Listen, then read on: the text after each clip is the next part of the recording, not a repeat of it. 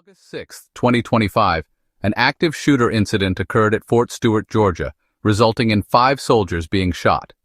The shooter, identified as 28-year-old Army Sergeant Radford, used his personal handgun during the attack. The incident took place in the 2nd Armored Brigade Combat Team area.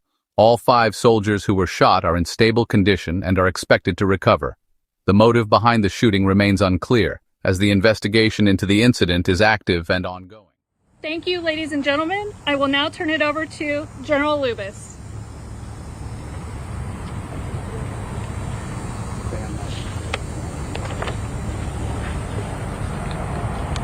Good afternoon, ladies and gentlemen, and thank you for joining us.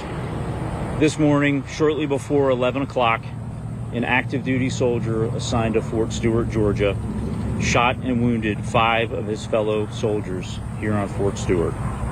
Thankfully, all are in stable condition and all are expected to recover.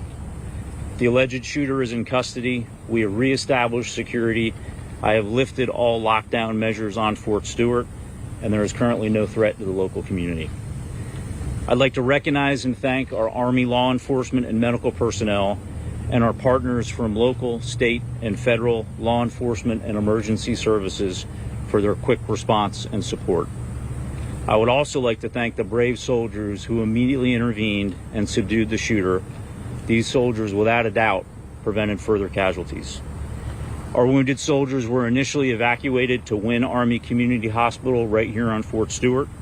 All arrived in stable condition, and 3 of the 5 required surgical intervention.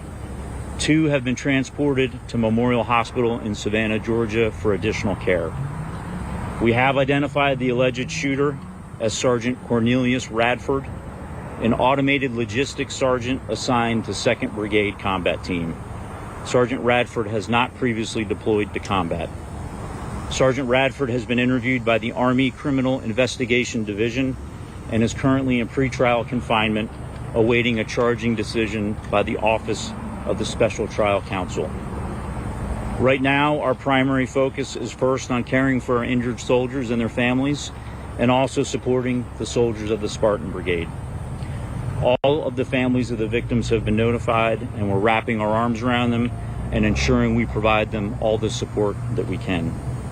Before I take questions, I want to remind you that this is an ongoing investigation and we're still gathering questions.